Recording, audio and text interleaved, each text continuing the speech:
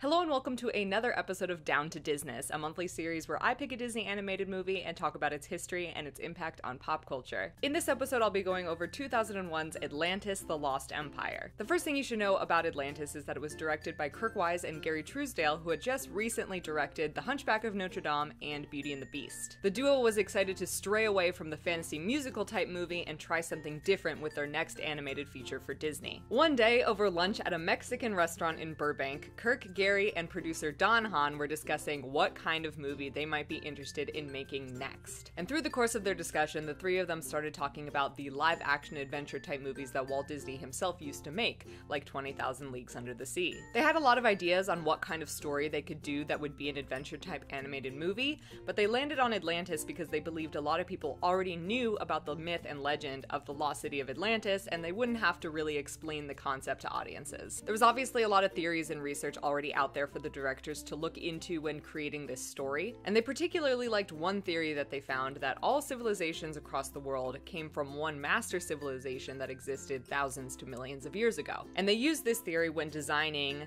the architecture, language, and overall culture of Atlantis. They said that a lot of things that had been written and drawn about the lost civilization of Atlantis kind of just looked like Greek columns that disintegrated underwater.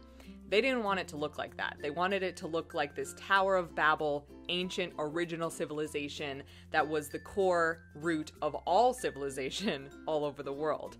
So they drew from so many different civilizations, cultures, countries when designing Atlantis. That's why you can't really tell what it's supposed to be inspired by, because it's inspired by everything. They were also inspired by the work of Edgar Cayce, who had a lot of writing about a mother crystal that provided healing and power to humans. Does that sound familiar? Something super unique and special about the movie Atlantis is that the Atlantean language is real. They created a real Atlantean language for the movie. What's even cooler is that it was Mark Okrand who created the Atlantean language, and he's also credited with creating the Klingon and Vulcan language for Star Trek. So you know you had a professional on your hands with this one. When you're watching Atlantis, you'll notice that sometimes when they're reading Atlantean, it doesn't read left to right like English does. It doesn't even read right to left like a lot of other languages do. Atlantean reads left to right, drop down a line, right to left, drop down a line, left to right.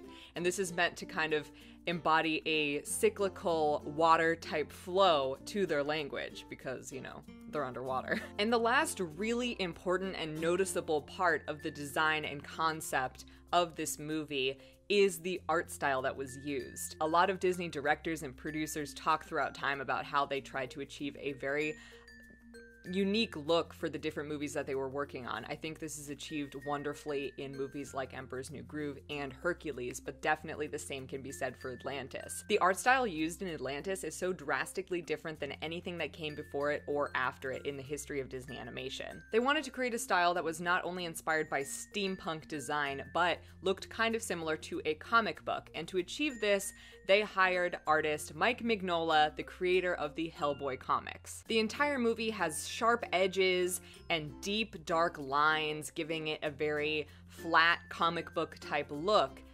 And this is entirely influenced by Mike Mignola, who they knew they wanted from the start and kind of couldn't believe he got asked to work on the film. Mignola worked on a lot of the design for not only the characters, but the settings inside of Atlantis, and specifically the fish pods in the climax of the film. It's safe to say that his influence on the film is why we have such a unique looking design to Atlantis in the final production. And the design and art style further separated Atlantis from the previous fantasy movies that Kirk Wise and Gary Truesdale had done before.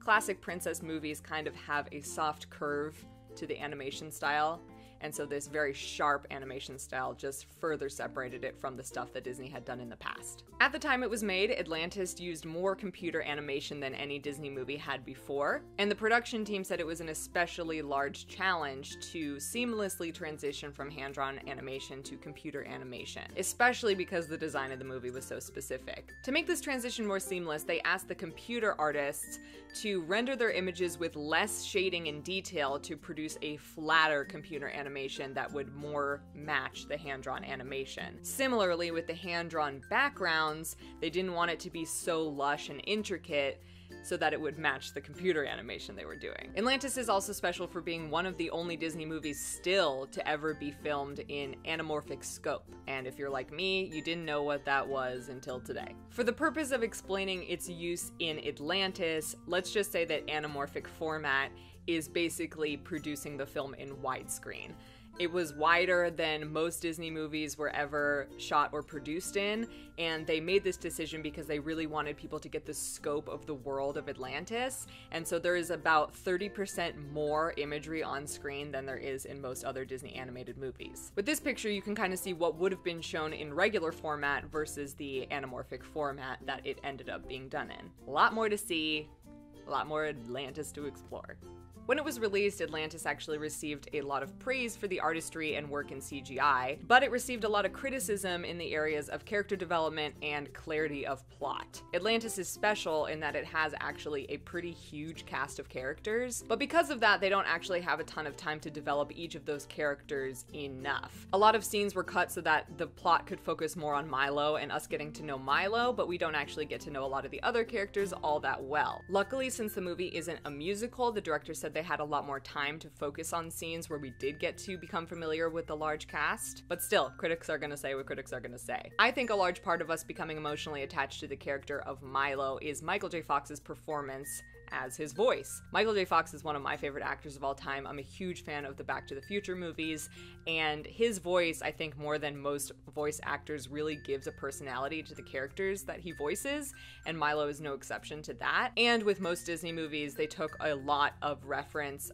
from Michael J. Fox recording for Milo and used it in the animation of Milo's mannerisms. The other really famous voice actor from Atlantis was Jim Varney, who voiced Cookie in the film, and unfortunately he passed away before he saw the film completed, but he saw a lot of early animation tests for his character and loved it. Almost everything that is cool and special about this movie is related to its departure from the musical fantasy films that Disney is famous for doing. It is the Disney movie with the highest body count. It was the first Disney animated movie since Black Cauldron to receive a PG rating. And the production motto for this film that they even put on t-shirts that they wore while making the film was Atlantis. Fewer songs, more explosions. So you can really tell that when they were making Atlantis, they were really like, we gotta do something different. This isn't your princess movie. This is an action adventure movie, and it's gonna be different from anything you've ever seen us do before. I think they definitely achieved that goal. I think Atlantis is a favorite for Disney fans for being so stylistically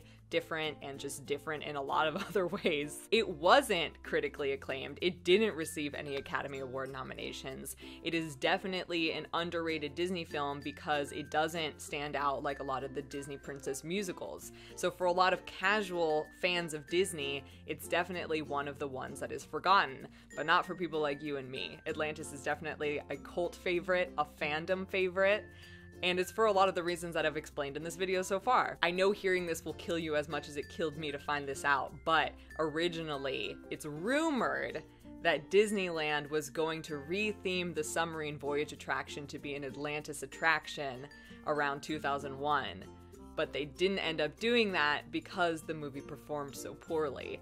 And then later, after the release of Finding Nemo, they obviously made it the Finding Nemo Submarine Voyage. That just sounds like the coolest attraction, and I'm so sad it doesn't exist. I'm curious what all of you guys think about the movie Atlantis. I know that it was a highly requested movie in the comments for a very long time, so I hope a lot of you learned something new about this film that you obviously love so much. My favorite thing about Atlantis is how multicultural the characters are. You have white characters, black characters, Hispanic characters, Italian characters, and then the Atlanteans were obviously kind of like fictionally non-white. But I think for the time it was really special to have such a colorful cast, and I think that everything that I've explained and how different they tried to make the movie be is why it's such a standout movie in my memory. I was the perfect demo for this film when it came out. I was in the 5th grade. I remember seeing it twice in theaters, and I think they really just achieved what they were going after, which was to make a very unique and special action-adventure animated film. Let me know what you guys think about Atlantis in the comment section below, and as always, let me know what movie you think I should do next here on Down to Disness, although I'll give you a spoiler, my next one is definitely going to be a Halloween-themed movie. And thank you guys always for watching. I hope you enjoyed this episode of Down to Disness, and I'll see you real soon. Bye!